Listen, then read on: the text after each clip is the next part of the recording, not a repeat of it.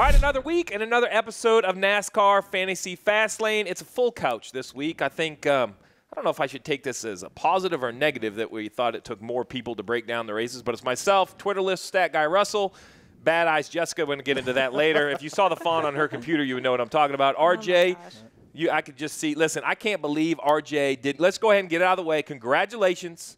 Bryce Harper becoming a Philly. He's a big Phillies fan. Can't believe he didn't bring the jersey.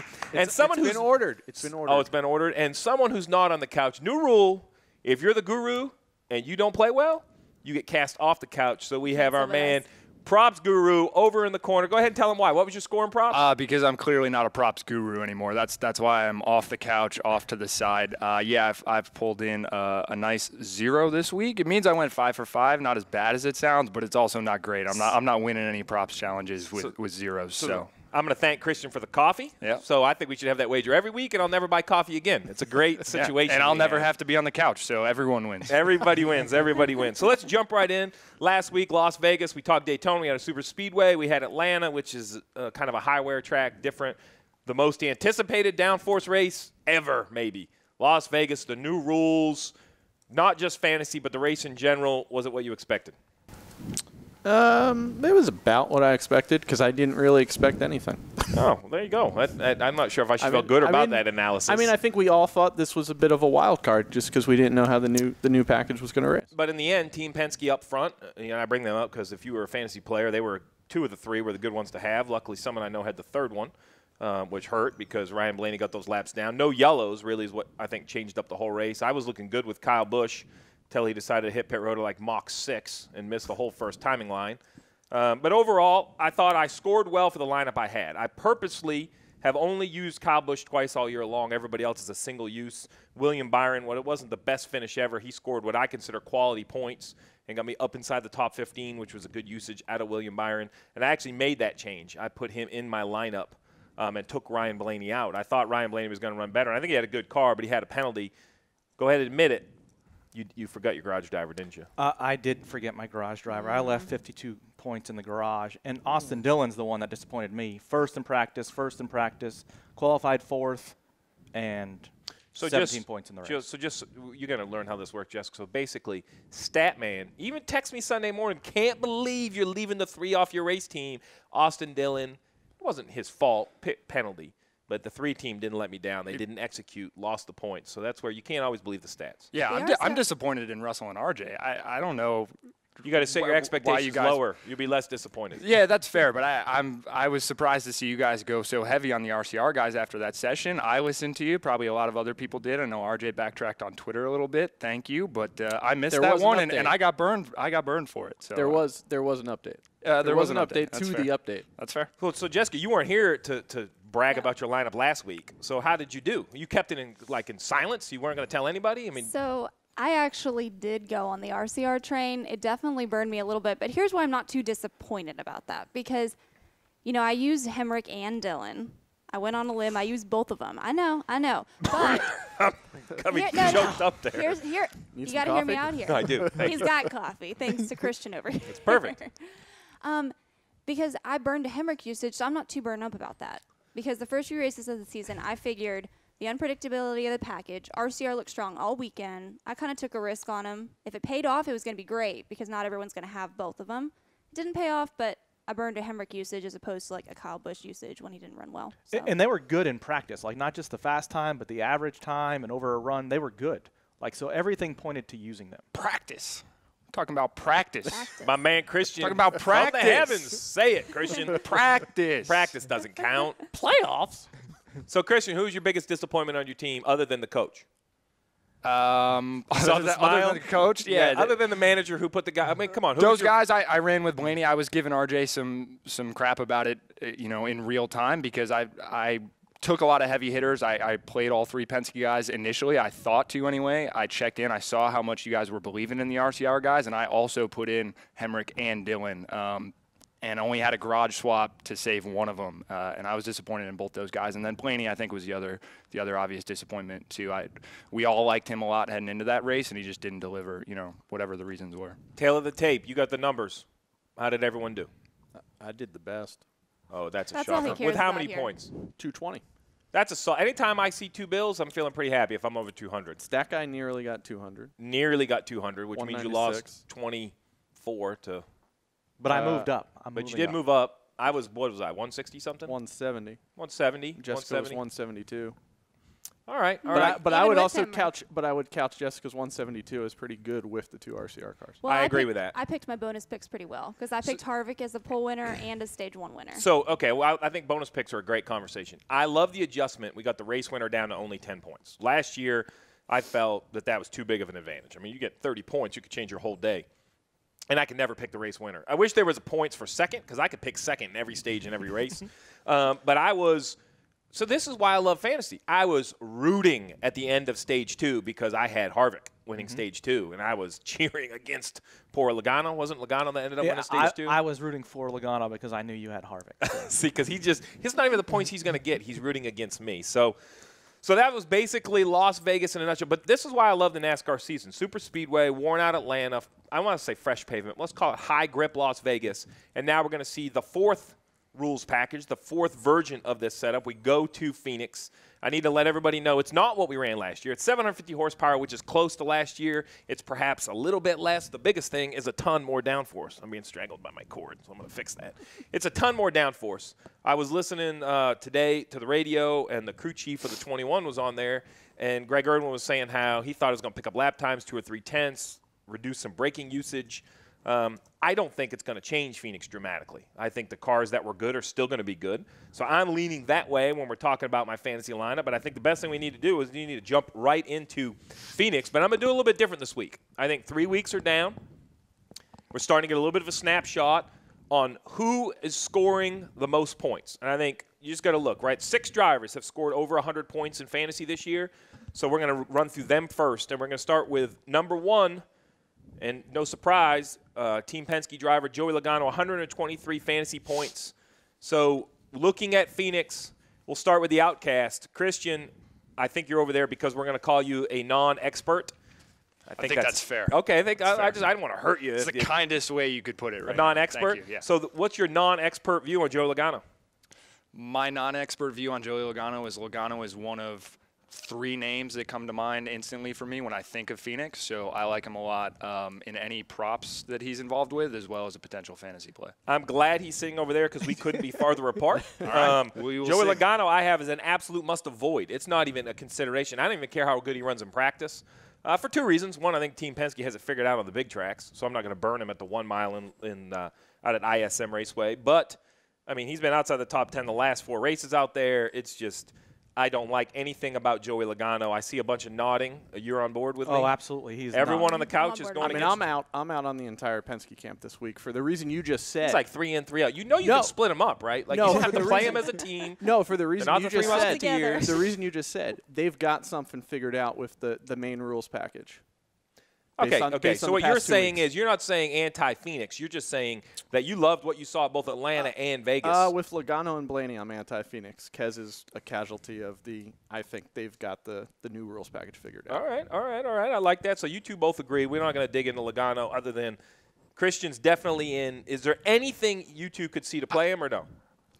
I mean, with the exception of his 2016 win there, I mean, to me, the stats don't say play him. Just if you look at his most recent races, I would say the only reason I would consider playing him is the fact that he does have a win at ISM. So I'm going to say one thing that's difficult about ISM is, and it was this way even as a crew chief, is it's so early in the year and so late in the year. So what I mean by that is, it's so early. You always have something new, a completely different Goodyear tire this week, both sides of the race car. And for people to think, it's just the tire. Let me tell you right now, tire can change the complete setup. It could change more than the downforce. So that has to be played into account. But the biggest thing is at the beginning of every year, you're trying to figure it out. And then when you come back, it's playoff time. And I think the pressure and the situation changes. So I think it's hard to predict what's going to happen. But I have a complete avoid for Joey Logano as well. Well, listen, you can't go to ISM. I don't know why I put him. The only reason I didn't bring this name up first is because he's second in fantasy points at 121 points for the season. Mr. Phoenix himself, you're going to say he's not Mr. Phoenix because the last few weeks. I know the argument's coming. Kevin Harvick. No, he's Mr. Phoenix. So it doesn't go away. Doesn't go away. What is he, top 10 in the last 11 races there? I mean, you're the stat guy. I mean, I have it, but if you're quizzing me, yes, my numbers That's what it is. That's what it is. 9 wins. You know, surprisingly, though, never won a stage. I know, that's the big negative against him, but is that really a negative? It's not, and so I didn't use him last week specifically for this reason, that Kevin Harvick is a cornerstone of my Phoenix lineup. But, RJ, I won't deny that if I don't see him in the top 5 at the end of Stage 2, he's coming out. I'm not going to burn a Kevin Harvick usage unless I think I'm going to run in the top 5. I would agree. I've already used him twice, and he'll be in, and I'll worry about managing his uses later.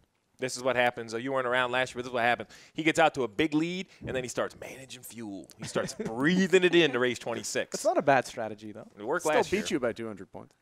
I'll play devil's advocate, though, with Harvick because he's lost the handling on his car the last 2 weeks after showing a strong beginning of the race.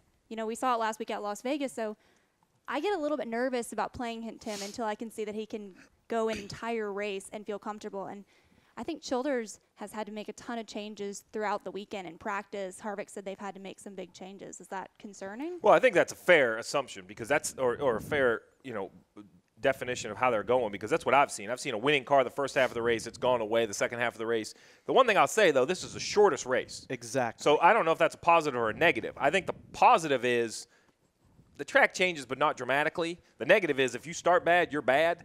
And I just think they have such a great notebook out there. I mean, I think they, it's not going to rain in the desert, knock on wood, but you could, if they just line up cold turkey, how could you go against them? He's so good out there that I think Kevin Harvick is a must start. So we have Logano out, Harvick in. Kyle Busch, he's tied for fantasy points with 121 for Kevin Harvick. I am not running Kyle Busch for the simple fact that I've used him twice. And I'm going to avoid him in my starting lineup, but he will absolutely be in my garage because if he goes out there and dominates, and he's been too good to not win. I mean, he sped last week. I think it comes down to execution. Well, he finished second and first in these races last year and So won a you're stage saying in those each are one. good numbers? I would say I like your strategy of putting him in the garage, but I think he'll be in your lineup at the end of the day. Truth be known is I'm going to text RJ and make sure my lineup doesn't look exactly like his. But I would suggest You gotta doing make it that. Yeah. different. you would suggest I would doing suggest doing that. Yeah. Now I'm concerned because if he suggested, I'm not sure I want to go with it. Oh, man. So, Jessica, Kyle Busch? I like Kyle. He has led the most laps the last 2 races last year, so I like that he can be out front. Maybe he hasn't won the lap. Well, he won. Let's see. When did he win? November. He won in November. Okay, so he didn't win the spring one. That was Harvick. But because he's shown that he can stay out front, particularly if he can do it in the beginning and get those stage points. So I think it will depend a lot about how he looks that weekend. I like him as a garage driver, but I don't like playing him and Harvick together. So I will say his running position being out front is really what saved him last year in November. It was a wreck fest. Everybody in the world seemed to get in an accident. He somehow worked through them. You could argue whether it was track position, dumb luck, strategy. The simple fact is it worked, and he was out front, and it paid off for a win. So there's your top 3 guys, Joey Logano, Kevin Harvick, Kyle Busch. Well, sticking in the Joe Gibbs Racing camp, I mean, what a difference a year makes. Winning the Daytona 500, went winless last year, crew chief change, and just, I mean, I hate to say this, but almost forget the wins, just a non-factor, right? Did you ever look up and think Denny Hamlin was going to be the guy in any of these races last year? But this year he's consistent. He's near the front, 120 points, one of the top 5 guys in fantasy. I think I'm going to make my decision after I hear what Christian has to say. Christian, are you on Denny Hamlin's camp or not? Steve, you clearly don't care what I have to say, so it doesn't matter. Go on with your picks, man. Well, It's fine. I appreciate the attempt to include me, but it's cool. You guys do your thing. Actually, the truth be known is I just want to make sure I'm basically the exact opposite of you. Is Yeah, what I was that's going cool. for. So when I look at Denny Hamlin, he's a wait and see type driver. I'm not sure. Here's the problem: which Denny Hamlin are you going to get? So we had 10 speeding penalties last year in November when the pit road was changed. Who do you look at when the speeding penalties come up? Denny Hamlin. Yeah. Yes. Well, DH is So hard. that's the only thing that would have me not choosing him this week. Means he's a fast driver, though, right? Huh? See what I did there? Christian's got him, so I would not. All right, I'm back out. You guys keep doing your I thing. mean, yeah, no, he's a fast driver. Unfortunately, 45. I can run 45, just not 46. How hard can it be? Now, this is the only thing that's different about Denny, though. Phoenix, I think, is going to be a real track position race with this downforce package. It's going to be high speeds, big. With that win, that makes him a little more dangerous. The question is, will the pit box gamble, right? Are they just going to try to keep them? Because there's two foods of thought. I've been up there where I've had a lot of confidence in 2014. Even if we finished 20th, we wanted to gamble for wins. I've had other years where I've been up there and said, if we have a good run, we just need a good run. We just need to keep the momentum. You know, a gamble gone wrong is going to take away our momentum, so we can't have it. I don't know where that is. So my gut tells me that Denny Hamlin, I don't know who I'm going to get. I think he's the type of guy that's going to paint you a more accurate picture. Martinsville's coming up. Richmond's are coming up. There are other tracks I'm going to have Denny Hamlin, so he's probably not going to make my starting lineup. Brad Keselowski, though, we've heard that Mr. Anti-Penske down there, he plays the Three Musketeers either together or against. I disagree. I'm going to have Brad Keselowski. Him and Kevin Harvick are my two cornerstones to my lineup. It's not even a discussion. Runner-up last year. He runs up front in all the stage points. He also has a win, much like Denny Hamlin. And Paul Wolfe, he will throw the dice every single time he has them in his hand. So I love Brad Keselowski. RJ doesn't get a vote. He's already eliminated all three drivers. I'm in on Brad Keselowski. You're in? You just don't want to hear Jessica? from I like Brad. You like Brad? Solely for the Paul Wolfe play that you talked about. You know, and no one's better at creating any sort of strategy or anything like that. And with ISM, that's so important. Yeah, and it's just there's going to be options. I don't know if we're going to have yellows or not. I said there's going to be a big one. At Las Vegas, there was 0. Not a big one. There wasn't a 1. There were 2 yellows, were both for the stages. Look at him smile. He couldn't wait to bring that up. But you saw Ricky Stenhouse and Erik Almirola should have been a wreck. They just didn't wreck. Exactly. And they beat and banged the entire time. Do you not take any stock He's taking in the this fact, a little personal down here. No, do you not take any stock in the fact that Penske has looked heads and shoulders, I think, the best with the new package? Yes, but I think people will catch up, so I'm going to strike while the iron's hot, and I'm going to take Brad now. I don't think this is really the new package. So I think the only real big difference for me, if you really want to get boring and technical, when I go look at Phoenix, I look at the size of the splitter and the size of the radiator pan is gigantic. That becomes very ground sensitive. So when you go to Phoenix, even though it's a 1 mile, the team that controls the front ride height the best is going to have a huge advantage. I think that's the same type of thing. I know you guys see Vegas and Phoenix as totally different racetracks. You know, I do and I don't, right? The bumps and the varying loadings from 1 and 2 to 3 and 4, this is sounding all mumbo-jumbo, but the simple fact is you have to control the front of that car. You have the same issue at Phoenix. So I think Paul Wolfe and his group has got that figured out, and that's why I think they're being good. We'll see. But this has not been a Penske track either. No, but it has been a Brad track. Forget Penske. Well, Brad So hasn't I won there. hate grouping them all together. I mean, they're not robots. But Brad's been with Penske for how long, and they haven't won there? But I don't need a win. I can't have all 5 of my drivers win. Well, I want a guy that's going to win, though. So you for or against Brad? I'm for Brad. You're just argumentative. Yeah. And the listeners appreciate some argumentative nature because they're thinking the same thing. So let's get through the rest of the favorites here. We have one other driver that's over 100 points, Kyle Larson in the 42. Talk about pit road. My man cannot. So Atlanta's on Kyle, self-admittedly, too fast. Las Vegas, it was the hand heard around the world. Him and Austin Dillon's guys, they were high-fiving the concrete. That's too many guys. We're not going to get into I argue with Rick Allen about the rule. I don't like the rule, but it's black and white, so it's real simple to me. 86 a guy that you have to call the penalty. They did. He could just never recover, but where do we stand on Kyle Larson? I mean, you don't have Penske. Who do you have in your lineup? Aren't we going to get to that later? We are, but how about Kyle Larson? My strategy with Larson is probably yours with Hamlin. I want to see what he does. Wait and see. Yeah. All right, I'm going to follow your Twitter, too, because you backtracked on RCR. I mean, you got off that boat. I stuck with Austin Dillon, begrudgingly. Hemrick, Begrudgingly. I bailed because I felt like I needed one of them. All right. Yeah. How about you? You stuck with both RCRs. Are you going to have room for another Chevrolet this week? Kyle Larson? I don't know if I'm going to have Kyle Larson. I might have another Chevrolet, but not Kyle Larson. Oh, boy, that's a little That's teaser. a tease. That is a tease. I'm out on Kyle Larson as well. You are. Yeah, pit road penalties every race this year. This is a big pit road track. I'm out. So if you guys were wondering, and he wasn't wondering, but when I introduced Jessica, it was bad eyesight Jessica. That's because her notes here. Oh, come on. Just look, I'm not going to show everything, but I just wanted to, I mean, look at this right here. That right there is like a size font 26. Listen, it's better. I can see it. Hey, Look listen. hands down. I can see everything right away. Well, what do you say? How about the peanut gallery over there? Kyle Larson? Out. Out.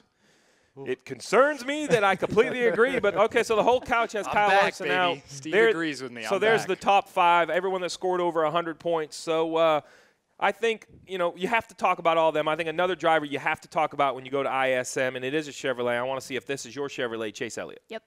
All right, why? Why are you so in love with Chase Elliott? So I like Chase Elliott for the consistency he's shown at ISM. You know, he has 3 top 10s in his 5 starts there. He was second in 2017. We remember the fiasco, I guess, with Denny Hamlin that year. So the consistency he's shown, like you said, I don't necessarily need him to win, although I think he can win there. But the consistency he's shown makes me want to play him. So devil's advocate, because you wanted me to be argumentative earlier, here you go. Did you watch Atlanta? Because he's really good at Atlanta, but he wasn't this year. Yeah. When's So- the last fair. time Hendrick had a top 5? You're a stats guy. Tell Top me 5 when. ever? No. Or at Phoenix? Pop Just quiz. 8 races ago was the last time they had a top 5. Pop quiz. Who has the best average running position at Phoenix? Chase Elliott. Chase Elliott. Or you could say Alan Gustafson, just for the record. Sure. Whatever. Because Chase Elliott is good. But who drives? bring up- Who drives for Alan Gustafson? Chase Well, Elliott. so I was just being argumentative. I like Chase Elliott, and here's why. And it's the guy on the pit box. I was gonna say. And what I mean is he has won there with Mark Martin, Kyle Busch, Jeff Gordon. Chase Elliott has run very well there. And my point to all that is the rules have been different for all of those drivers. Yet the consistency on top of the pit box, Alan – every time I walked into Martinsville, I felt like I could imagine, I could visualize the car running around the corner, the loading of the tires, what springs I had to change. When my driver said it's not doing this, it was like a beacon, like, oh, I can fix that. I swear that's like that for Alan, right? Because his cars at Phoenix are always good. He's efficient on top of the pit box. I'm not going to say he's the biggest gambler, but he's just efficient. He pays attention. I don't think he can win the race. Be clear. But I think it's been 8 weeks. Or 8 races since they've had a top 5. That's like a run of red on the roulette table. You got to bet the opposite color. I'm going Chase Elliott's going to end up in the top 5. But make clear, remember I had Kyle Busch in my garage. So I could easily. And I am going to watch practice because I think practice at Las Vegas was hard because of the packs. But practice at Phoenix is not going to be that way. And if Chase is really bad, I could pull him out. So there's what I considered some of the favorites. The other one that jumps to mind, and he's a younger driver, Erik Jones. Nothing? No, he's good there. He's really good there. Good enough to be in your lineup. He's in my lineup. Really? All right. Top 10 in 3 of the last 4 races. You like it when I steal your stats, don't you? Another thing about Erik Jones, he's scored the 6th most fantasy points of the year at 98 points. He's being consistent, ahead of the likes of someone like Martin Truex Jr., which is shocking to me. So you're going to talk about him? You said we were done? Truex. Oh, no, I haven't got there yet. Erik Jones, you're a yes. Erik Jones? He's in my lineup. Intrigued. What do you do on a Saturday? You must sit down and go through every book, watch every practice. I'm usually working, Steve. So I have to watch the practices. So this is a good reminder, though, on a serious note. Things do change, and you have to check in throughout the weekend. I mean, this is during the week when we start this. We're going to see cars on track, and you can always tweet everybody except for Twitterless Russell here. I'm on Twitter. Jessica's on Twitter. RJ's available on Twitter. I don't know why you would do it, but how about you, Peanut Gallery? No, I'm not. Don't at me. Don't add him. So there you go. You can at least get some experts' opinion. Myself, Jessica, RJ, ask us on Twitter because I do think that part of it is you have to figure it out.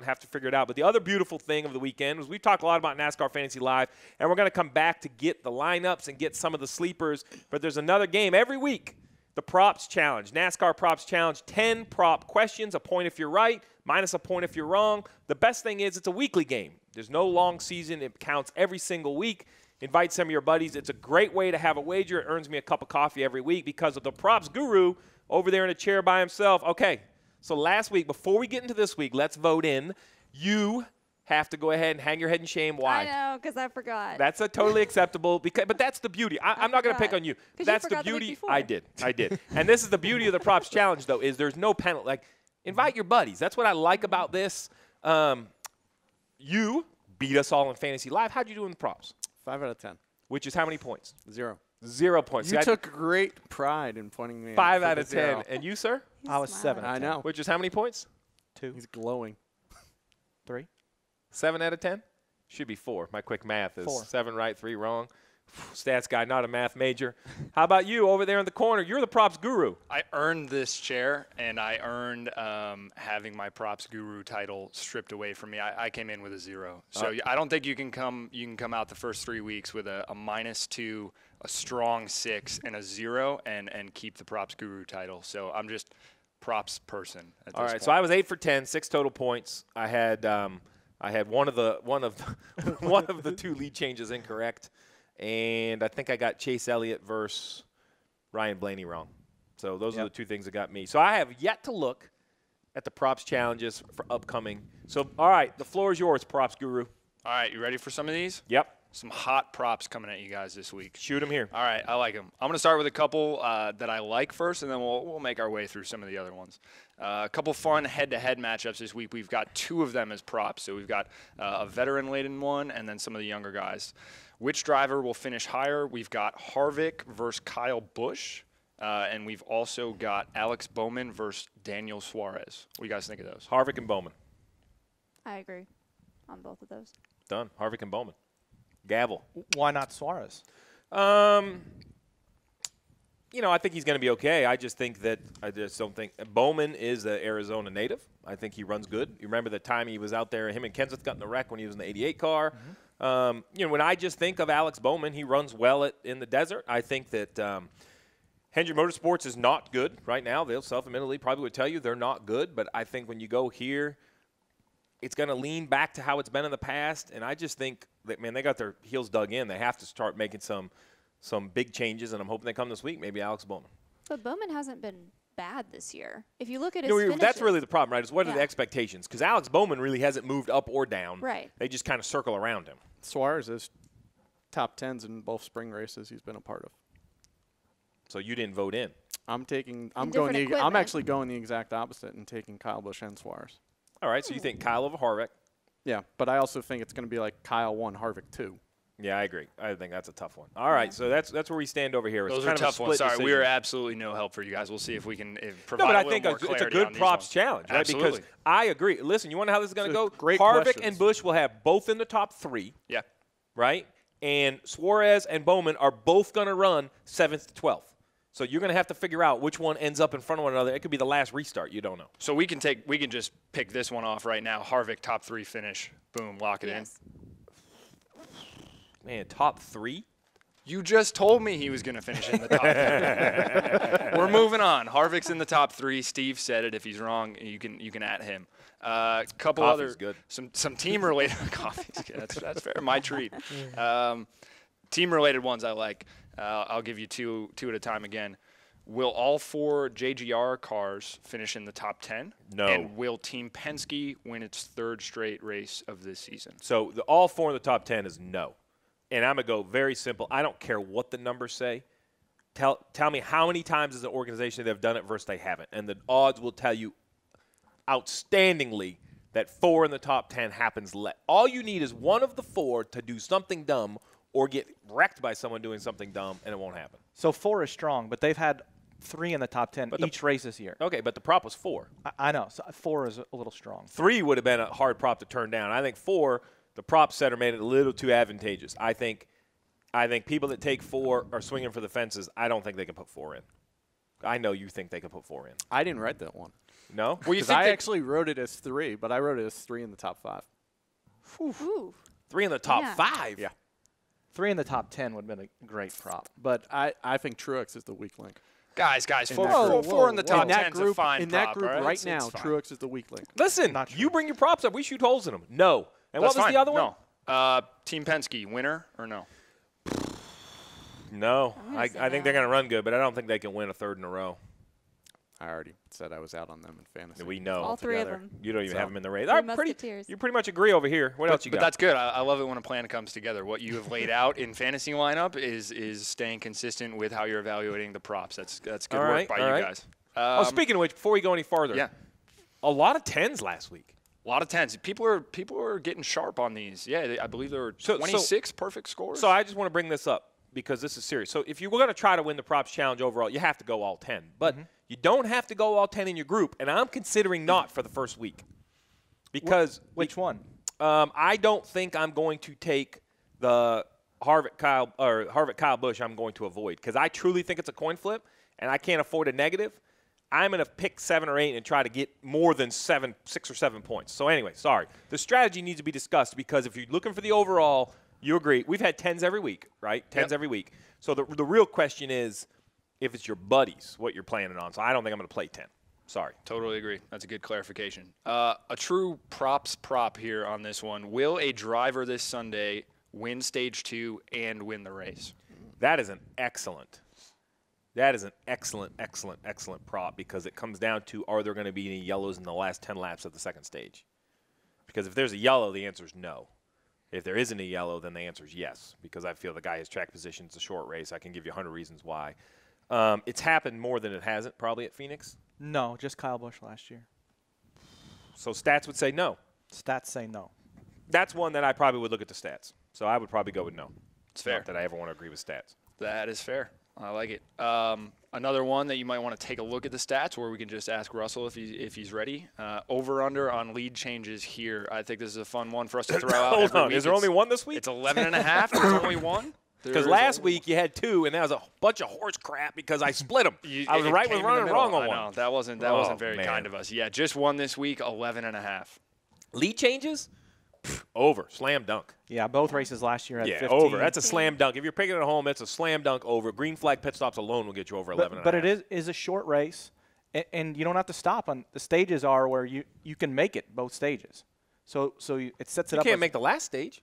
I said the first 2 stages you can make it. Oh. So you're like listening. one green flag stop if there's no caution. Does that change you? It's short race. No. Over. The 10-year average says under. Last year says over. The past couple, I think 3 of the last couch 4, there's says been over. 15 cautions, and then a couple before that, there's been under 10. Yep. I'm sticking with over. Stats have spoken, but I'm going with over. Over it is. Another over/under. Over/under 99.5 laps led for the race winner. Over. Last 10, all over 100. Over. Slam dunk over.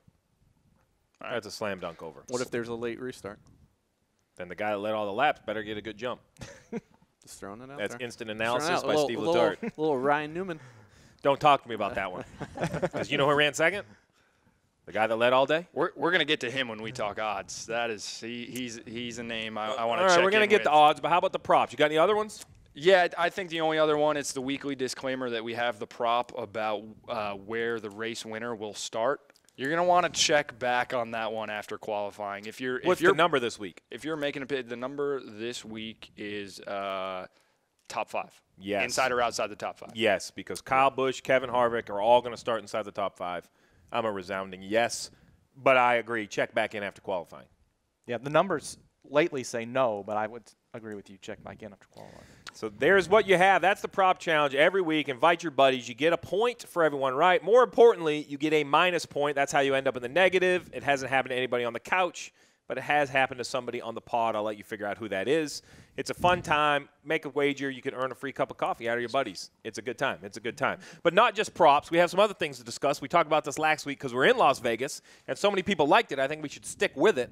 So let's talk odds, real odds. If you're out in Vegas or you're somewhere that you can put a little real cash down on a race winner, we get our odds from the Westgate. Is that correct? These are Westgate odds? Odds on NASCAR.com via Westgate. We've got what they opened with to start the week now. We'll update them again once qualifying and all the practice sessions have been completed, see if there's any movement in those. So I think you have to start with, let's talk favorites, right? So I think going in, Kyle Busch and Kevin Harvick have to be the huge favorites. What have they got them down to, like 3-2? They are, yeah, wow. Turns out, Steve, you're pretty good at this stuff. You may or may not know what you're talking about here. Both 3-2. Why you're on this pod makes sense. Yeah, they are both. They're 7-2 actually, so essentially 3.5 to 1. 3.5 to 2. Okay. Those are your co-favorites as we open up the week. So here's the struggle I have. So this is a week that if I was in Vegas, I would probably not play a favorite. I would think that the favorites are pretty favorite, 3.5 to 1 on my money. I think it's a coin flip between the two of them, which makes it even more difficult to play a favorite. So I'm avoiding the favorites. I'm not taking either of those at 7-2. Anybody? Right. Anybody? I don't have as much money as you, so no. You know why? Because I don't play cash gambling on racing, so I save my money. Definitely when the odds are 7-2. Nothing? You're not going to do it? No. I'd I put can't some get of him to your bite. money on both of those guys, but my money, yeah, I'm with you. Now, hey, that's a strategy, though. You get 3.5 to your money, right? So if you put $20 on both of them and one did win, you would end up in the positive, but it'd be very little. You're kind of hedging your bet. It's a hard hedge for sure. You right. move on to two of the Penske guys. Brad's at 8-1 as we opened up. Joey's at 9-1. You guys are already out on those guys. I Save don't your like money. it. I don't like either of them. Cool. Truex 10-1. No, not enough. He'd have to be at 15 for me to be interested. All right, so a couple other guys in the teens: Chase and Kyle Larson at 12-1, Denny at 14-1. I like Denny I at like Denny, 14-1 over those other guys. I think Denny is a short track racer. This with all the downforce is going to be a momentum type race, like a late model stock type thing. Off the brakes, roll the middle, really keep momentum up. That screams Denny Hamlin's name to me. 14-1 if you're in a wagering situation. This is what I'm talking about, because you pick on the money, but the simple fact is it doesn't have to be a lot, right? If you're out there, $10 or $20, drop $20, and you can make $140 on your damn. No, you make $280 on $20. Oh, that's getting even better. I had a $10 bet in my mind. Yeah, so over $250 if you can win on a $20 bet. Get 4 of your buddies, all throw $5 in. You at least when you're out there in Vegas watching the race, it'd be a great time. So I like Denny Hamlin 14-1. Chase, Denny, any of those? I like Denny. You like Denny? I like Denny too. I do like Denny, but I'll be the contrarian and say I would take Elliott. All right, 12-1. Yeah. I don't hate the Elliott bet. I don't either. How about what else you got? Yeah, here's where we start picking up speed. So hang on, guys. I knew save it was some of getting your ready to coins. get Pick 'em up. real. Yeah, so now we get into the 20s, and there's a handful of guys there. So we got Blaney and Boyer at 20-1, Kurt Busch 22-1, and Erik Jones and Eric Almirola at 25-1. Oh, boy. Eric Almirola was in Yes. position to win this race? Yes. Yes. So I'm I'm in. saving my $20 So on you're saying, Denny yeah, Hamlin, give me that- and give me I'm that putting 20 10 bucks on each of them, Yep. and we're not trying to buy a round of drinks. We're going to try to buy dinner in On Vegas. who? We're going On to go who? for the big swing. Eric and who? I would take Eric Almirola, and I would go Eric Eric and Jones. Eric. I would Eric take and the two Erics, The Erics. Both Erics. the A and the E. We'd take them both. What about Kurt Busch? All right. Great start to the year. I still don't think he can win, though. Okay. He has. Not that means much, at least in terms of my Joey Logano fantasy play. But I mean, he's got to win. He's looked good this year. It's 22-1. Listen, bucks, this 10 is bucks. why gambling Mine. matters. You can. All right, I like where you're at though. I like the 25-1. How about what else? All right, now we're going. This is a good one, and I think this is a You're fun gonna tell week me to- Jimmy You're Johnson? gonna want to play. Yeah, I knew where you were going. I could tell by the nod and You could feel it. and the Jimmy Johnson. Look, you know what man. this wager is right here? This is Westgate trying to get some money back. He is 30-1, and we kind of hinted at it last week. It doesn't have to be this week, but we're going to reach a spot in the season where, if you look at it from like an annual investment standpoint, okay, great you're, point. you're going to 30 if to he 1. hits one race. If he's so the question, let's start this way. In the next 30 weeks, can Jimmy Johnson win? Yes. I agree. I think so. Yeah. So if you put $10 every week for 30 weeks, assuming the That's what I'm odds stay saying. around there, yeah. You I can don't think the invest, odds though. are going to stay at 30-1. I You don't- have get 'em opening while you odds, can. so Yeah. get it while you can. So just so I explain how everybody works. So the odds are set by odds makers in Vegas, but they do move around with money played. So if you go out there and a bunch of people bet on Jimmy Johnson, the book isn't going to stay at 30-1. They're going to start reducing their odds to try to reduce some of the wagering. So I like Jimmy Johnson 30-1 as a great gamble. I mean, it really is a gamble. But so listen, here's how I look at wagering. I have a few buddies that live out in Vegas. They love gambling on the races. They never gamble a lot of money. They're very small bets for their amount of income, $10, $20 bets. They got 4 or 5 of them a week. And they do it because they say watching the race changes, like you and I, we didn't care if Logano or Harvick won that second stage last week, but we cared because we knew where we stood on it in fantasy. So that's the idea of the fantasy. It's the idea of the props bets, the idea and all that. We were texting about lead changes. Yes. But this is we're going to go back to props for a minute. So during the race, I text Russell, how many lead changes are we up to? Man, we're only like at 12. We need 11 more for this thing to score out. And then every time the lead change, I'd text him, one more. And we made a bunch right there when they kept passing. We did, but the problem was a lot of them weren't at the start-finish line. 47 on the racetrack. Yeah. But only in the high teens at the start-finish line. Right. Gosh, darn it. I'm going to have a talk with these drivers. You got to keep that in mind. All right, when so you're- Jimmy when you're going Johnson, through the props. 30-1 is a fun bet. Yeah, now we start getting there. We're going to skip over Austin and Dillon and Stenhouse at 40-1. I don't think there's much chance for return there. But Bowman and Byron both sitting at 50-1 at the opening odds. Interesting. Byron's going to Either have win. a chance. So here's the thing. Do I think William Byron's going to go past a bunch of guys for the win? No. Do I think that we could see more wrecks like we saw last year? I mean, he could win. I don't know. I wouldn't put any of my money at 50-1. Phoenix was Byron's best track last year. Top 10, and I believe he finished 12th in the other one. It is his best track historically. I mean, you talk about good crew This is chiefs why and we have strategy. a couch full of people. Yeah, he's got Chad Knaus there. So, listen, I'm going to be the first one to say that Chad Knaus is not a strategy guy in my mind, but I'm going to give props to his call last week of fuel only. And the reason why Chad Knaus isn't a strategy guy is because for a decade he beat you with the fastest race car. So it wasn't really a lot of strategy. His strategy was, we're faster than you, so we're going to pass you. And it worked for over a decade. So that's not a knock on Chad. He's just never had to do it. Never had to. But what I saw last week is he's willing to. So that's a good thing. I'm going to be interested. So I got to know. Listen, I do have a request. We do these odds.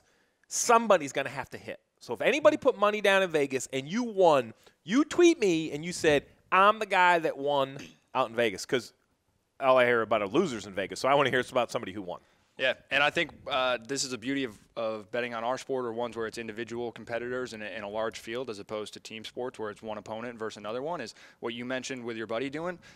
Take a small sum of money, divide it up, sprinkle it around on a few of these ones. Maybe it's a hedge, but if any of those hit, you're making at least your money back and then some. It's like horse racing, right? The idea is I'm not saying anybody should gamble away any money they need. It's a way to add excitement into a sporting event. Let's be clear, sports are entertainment, right? It's not brain surgery, right? It's just it's sports. They're entertaining. So I think it's a way to make it. So you're scrolling and clicking and flipping, and you're so excited over here. Do you got something else you want to sell me? Well, I've got one more I want to sell you. Oh, you're trying to look ahead. That's cheating. Are you? Let me know if this is where you wanted to go. Starts with an R, ends in Ian Newman, 80-1. You're supposed to introduce that as like, hello, Newman. Hello, Just to be clear. There you go. Just to be clear. Flip it in, gif it out. 80-1, Ryan Newman.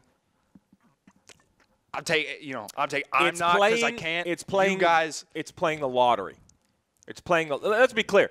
You're not because you can't. I'm not because I don't. And I can't. $5 or $10 on Newman at 80-1 or whatever you can get him Absolutely. Absolutely. Yes. That's a no-brainer.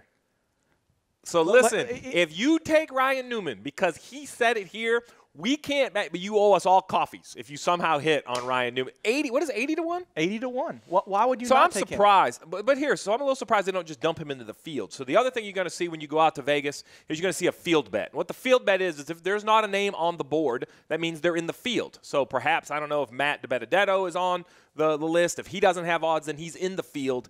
I'm shocked Ryan Newman doesn't fall into the field because I'm sure it's lower odds than 80-1 because you get multiple drivers. He has 2 wins there. He won in 17. I don't want to talk about 2 wins. The first one doesn't count. Stung. 17 So counted. his 2 wins there were his first wins with the organization. This would be his first win with Roush Fenway. A late race restart, and he's on the front row because he stays out, doesn't take tires. Not Newman. Hardest guy in the place to pass. That's Put a big spoiler on it. He gets even wider. You've sold me. You sold me. I like Ryan Newman. You talk about a long shot. Why not? As good as you could possibly feel about a long shot, at least based on what we've seen so far. So if you're in Las Vegas and you have that $25 chip you were going to go put on red 36 or black 17 or red 1, that pays 35-1. This is over double that. You could take that same $25 chip and go over there. Maybe he won't win, but you're going to get hours of excitement cheering him on. So all right. You got me. All right, I like it. Well, if that's the odds, that's what we're going to go through. So every week we're going to talk props challenge. We're going to talk odds. But remember, this is NASCAR Fantasy Fastlane for a reason because we talk NASCAR Fantasy Live. Guys, we've run through a lot of the favorites, but you can't make up an entire field of favorites. So I'm going to flip it. I always run through numbers. We're going to flip it this week. Every one of you. Give me your one guy we haven't talked about that you're looking at and a reason why. RJ, you're up. Shoot. I mean, we briefly talked about him in the props, but Amarola. All right, Erik Almirola. You took mine. Well, you better study up then. Erik Almirola, why? You're looking at him and why? 3 straight top 10s at Phoenix, and that includes a start from when he was at Richard Petty, so it's not just limited to Stuart Haas. Love it. Jessica, you got to come back to you. It's like ordering at the restaurant. You don't want to order the same as him. Go ahead. Who do you got? Truex. How did we not talk about Truex? All right. Let me go ahead. Big stretch. Russell like a Truex. So he was top 5 in 2 of the last 3. The other one was last November where, on purpose, they dropped back because of the championship to make it a championship 4. Perhaps. So you're saying really they skewed the stats? Correct. Okay, just wanted that on record. Correct. He's led a bunch. He's led laps there before. Okay. He runs well there. Love it. Listen, I'm on board. I'm not disagreeing. We talked about him briefly, but I'm going to say Alex Bowman. All right, I like that.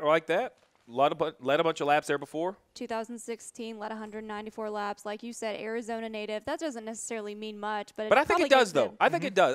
Listen, racing is like golf, is like a lot of individual. It's not going to take a 10th place car to win, but I know as a crew chief, when a driver had confidence, that's something. That's. Yeah. I mean, it's sometimes a little hard to measure, but it's real. It's real.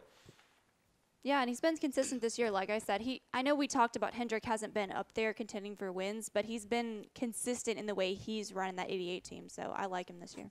How about any sleepers over there on the in the what do I want to call this? Like the island of discontent? Like what is it over there? That's fair. Okay. Yeah, we can ask for user submissions for that. I agree that. For now, we'll go with that. Send your name of what we're going to put under Christian title over this is perfect. So you got any guys we haven't talked about yet? I like Bowman. I'll probably take a look at Byron too, just to see what that fair. He does. I feel like I stole some points with Byron last week, so I'm not going to go back to that well. I can't believe we even haven't talked about this guy having almost a career start, perhaps a career start, Ricky Stenhouse Jr.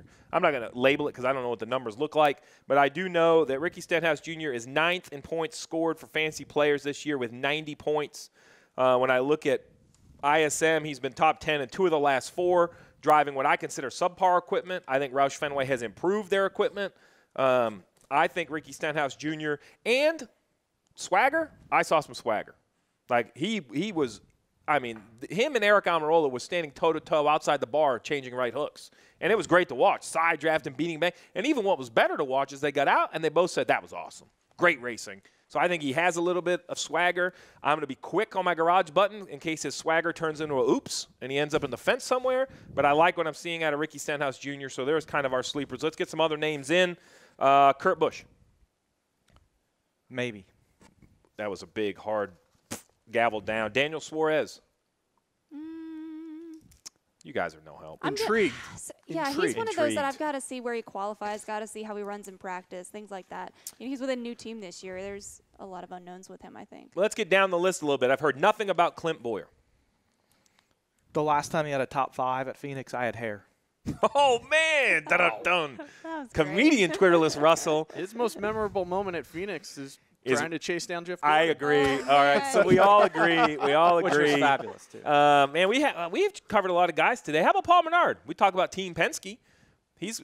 So I'll be the first guy to say it. Here's the thing. If he can't run with the Team Penske cars where they have a clear advantage, I'm struggling to think he's going to all of a sudden show up at Phoenix. Agreed. That could be cold, but that's why you watch this show or listen to this podcast is because we paint the picture like we see it. So I can't get Paul Menard. You talked about the field and odds. He is in the field and odds, and there's no way I'm taking anyone who's in the field from an odds perspective into consideration when it comes to setting my lineup. So I have 2 names that I think do have to take into some consideration. Old Matt DiBenedetto, and Ryan Preece. Because both of them, I would argue, you can click away on that computer all you want, but their stats don't mean anything. Because they both might as well be making their first ever start at Phoenix because of the equipment they're sitting in. So I think it's a gut-type reaction. You have to find value picks. Ryan Preece, I look at he's so strong in New Hampshire. Is that a track-specific thing because he had run so many modified races there, or is he a short-track racer? Thoughts on either? I like Ryan Preece. You know, he ran well in good equipment in the Xfinity race there last November. I forgot about that. So you could look at Ryan Preece's Joe Gibbs Racing Xfinity World. Oh, so I can click on the computer. Yeah, you could, just not in Cup. Do you? I don't want to turn this into a referendum on strategy for the season. We can do that next week. But do you need to search that deep for value picks here? I mean, it's 26 weeks we're talking about. 3 are in the books. Like, do you need to go to the bottom of the barrel for guys on some of these? You need 130 it's pretty picks. top-heavy. It's 26 weeks, 5 picks a week. You need 130 picks. You can do 10, so you got to have 13 names if you're going to take all 10. So it is a fair assumption, right? Do you just take the top 13, or do you look for a value pick? I mean, that is an argument. I mean, you bring up the math. It's not DFS. It's not daily. It's not like where you're getting an advantage if someone else doesn't. Right, it's not pick that him. you're saving money on him. Or I mean, you are fair. So maybe this was inadvertently our daily fantasy segment, but I do think you have to look back down there a little bit. So I think I'm going to – and here's the other way. I'm looking for an advantage. You know, I feel that if I took the favorites every week, I could consistently top, the top 30% or whatever, but that's as far as I'm ever going to get. Maybe I'm wrong looking at it that way, but that's my strategy. I'm trying to find the name that somebody else won't have, that home run, trying to hit that gem, hit the Ryan Newman 81, so it's I think next week, all right, everybody do it. There's your homework for next week. We sit on this couch. We're going to have a NASCAR Fantasy Fastlane strategy segment. Who you play, why you play, what the approach is. I'll just start pounding favorites for the rest of the year, and we'll just see how I do. That can be my Your my favorites are ours, or 'cause all that's- you guys. I mean- the favorites, not my favorites. Okay, the favorites. Yeah, Okay, yeah. that's fair. That's fair. All right, so Ryan real quick. Matt I would say DiBenedetto. Di Benedetto for me. I mean, I like Because Wheeler I on like, top of the I pit like box. what Wheeler did with Hamlin at Phoenix. I mean, Yeah. Granted, the Elliott, stuff spilled over in 17, but Hamlin was the dominant car in that race for 2/3 of it. I got to keep my notes in order because we're getting to that time of the day. All right. So we've broken down a lot of drivers, but now it's the time. Who are you starting? It's time for everyone on the couch and for the island over in the corner to talk about who they're going to have in their fantasy lineup. We're going to start. You didn't have anybody for your sleeper, so someone stole yours, you said. My Let me sleeper? hear it. Let me have your whole lineup, your whole fantasy All right, my lineup. whole fantasy lineup. I've got Kevin Harvick, Denny Hamlin, Oh, yeah. Erik Jones, Like that. Eric Almirola, Ooh. Chase Elliott, and for my garage, I'm a coin flip. I'm gonna have to see how they run, but I like Alex Bowman. If he's not looking good, I like Kyle Busch. All right. Russell. Keselowski, Kyle Busch, Erik Jones, Eric Almirola, Kevin Harvick, and Truex in my garage. Truex. He has Truex in his lineup every week. All right, the island of discontent. Yeah, typically I set my lineup after I listen to this podcast, so this is a little tough for me now. But as recently promised, I'm just going to load up on favorites and see how I do. I've got uses to spare, at least for now. So when We'll you see say if I run up. favorites, are you going the guys that scored the most points, Logano, Harvick, Busch, Hamlin, Keselowski? I mean, is that what you're looking at? Or are you looking at the Westgate odds? When you say favorites. A little of both. I mean, I think you're going to see similarities in those groups. So, yeah, I think do a quick cursory cross-reference of those. But I'm not going to spend too much time on this. I'm going to go with Harvick, Busch, Truex. Give me Jimmy, just in case he hits, Kurt Busch, and I'll take Keselowski in the garage. We got to help him to define what favorites are. We'll come back to that next week on the strategy. Some favorites. I started getting a little heavy. You know what I mean? Boy, you I didn't want to take the top right. 6 on the odds. But RJ? yeah, give me those guys. We'll go Harvick, Kyle Busch, Chase Elliott, Denny Hamlin, Eric Almirola, garage, William Byron. I like that. Really? That was my garage pick. All right, I go, and I always go numerical. That way they can't tell where I'm at. I'm going Brad Keselowski, Kevin Harvick, Chase Elliott, Ricky Stenhouse Jr., Erik Jones, Kyle Busch in my garage. I feel good about saving some uses there. I feel good about my lineup. But as always, listen, this is the early in the week. A lot changes when cars get on the racetrack. You can always tweet myself, Jessica, RJ, ask us questions, let us know. And by all means, iTunes, rate and subscribe and review the Fantasy Fastlane podcast. Thanks for watching. We'll be back next week. And who has to buy coffee?